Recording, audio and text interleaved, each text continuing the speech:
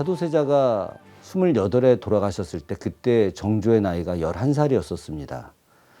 굉장히 어린 나이였음에도 불구하고 정조는 어린 시절부터 제왕학 교육을 받았기 때문에 자신의 감정을 드러내지 않는 훈련을 해왔고, 실제로 사도세자가 죽고 나서 정조가 자신의 감정을 잘 드러내지 않습니다.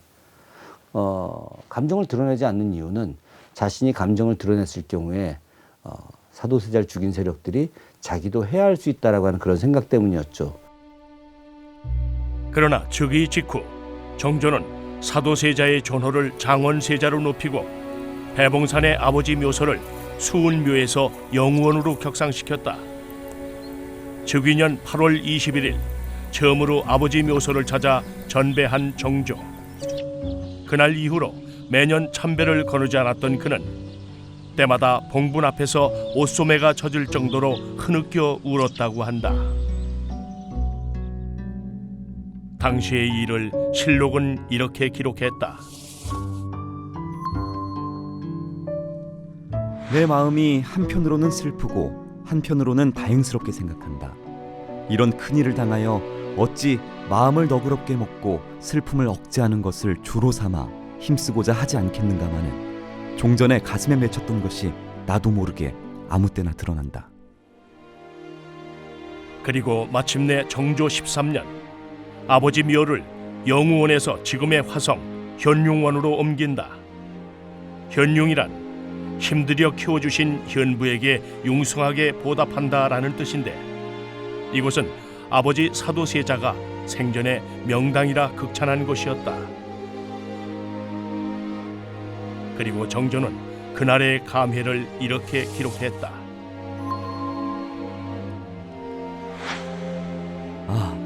불효한 이 아들이 천지에 사무치는 원한을 안고 지금껏 멍하고 구차스럽게 모질게 목성마냥 죽지 않고 살았던 것은 소자에게 중사를 맡겼기 때문입니다. 묘의 이전은 영조의 유훈을 받들면서도 사도세자를 복권시키는 정조만의 특단이었다. 영조가 살아생전에 내린 유훈 중에 하나가 너는 절대 아버지를 위한 어떤 행동도 취해서는 안 된다고. 정조가 할아버지의 말을 들으면서도 아버지를 추존해 드릴 수 있는 방법이 뭐였을까라고 상당히 고민을 했을 거예요. 그래서 본인이 자기가 왕 때에는 왕으로 추존할 수는 없는 거죠. 하지만 내 아들이 왕으로 추존은 못하지만, 그러니까 본인이 추존은 못하지만 내 아들이 추존할 수 있는 거를 다 마련하는 게 정조로서는 최대로 할 수 있는 일이었어요. 그래서 한 게 바로 아버지의 무덤을 새로 조성을 하는데, 그게 바로 이 화산 아래에 있는 현룡원 자리인 거죠. 명당을 소원했던 정조의 극진한 효심은 현룡원 곳곳에서 드러난다. 봉분을 둘러싼 테두리에는 모란과 연화문을 새긴 병풍석을 화려하게 조각했다. 그리고 왕릉 외에는 세우지 않는 무인석을 세웠다. 또한 왕이 되지 못한 아비의 회환을 갚아주기라도 하듯 문인석 금관에도 다른 왕릉에서는 볼 수 없는 봉황을 그려 넣었다.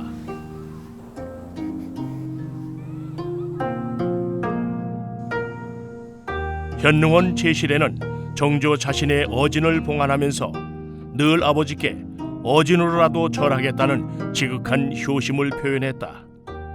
현룡원을 한 다음에 여기에다가 정조가 또 다른 능하고 달리 또 갖다 놓은 게 뭐냐? 어진을 봉황하는 어진 봉황각을 만들었다 그랬잖아. 이것도 왕릉으로 격상시키기 위한 하나의 방법이었던 거예요. 현재 왕릉은 아니지만 다른 그 어진이 있는 왕릉, 이거는 일반 능하고는 정말 왕릉 아니잖아요. 원이잖아. 원인데 어진이 있어. 그럼 일반 왕릉에 절대 비길 바가 못 되는 거죠. 어진이 있는데 임금의 얼굴이 능 제실에 있어요. 정조는 아버지의 묘를 옮긴 후 현릉원을 13차례 참배했다. 그리고 향을 피우며 간장이 끊어질 듯 흐느꼈다고 한다. 그렇다면 정조가 아버지 사도세자의 묘를 이토록 복원시키고자 했던 이유는 무엇일까? 정조의 효가 단순하게 좋은 묘자를 쓰고 아버지를 늘 찾아가서 기도하고, 사실은 이것이 효가 아니라 정조의 효의 핵심은 뭐냐? 사도세자의 진정한 복권인 거예요. 명예회복인 거죠. 사도세자가 명예회복이 되는 것이 단순한 개인적 효의 개념이 아니라 정조 자신의 왕권의 정통성을 회복하는 길이고, 그 왕권의 정통성을 회복해야만이 자신이 군주로서의 권한을 가지고 백성을 위한 개혁 정책을 적극적으로 추진해 나갈 수 있는 것이거든요. 정조의 효는 개인적인 효가 아니었다. 아버지 사도세자를 통해 왕권의 정통성을 회복하고 백성들의 안녕을 위한 개혁으로 연결시키는 과정이었다. 용주사 건립 역시 왕권 강화 의지가 담긴 정조의 정치적 행위였다. 그런 의미에서 수많은 백성들의 자발적인 시주로 세워진 용주사는 백성들로부터 자신의 정통성을 확인시키기에 충분했다. 아버님의 혼을 기리기 위해서, 내가 오지 못하는 평소 때 혼을 기리기 위해서 만든 게 바로 용주사인 거예요. 효 얘기할 때, 정조하고 얘기할 때 용주사를 빼면 얘기가 정말 안 되죠. 그러다 보니까 곳곳에 그런 그 정조의 효심이 묻어 있는 거죠. 일반 사찰의 입구와 달리 홍살문과 산문이 세워진 것은 궁실 및 향교, 서원의 형식을 따른 것인데 정조의 잦은 능행차를 대비한 것으로 보인다.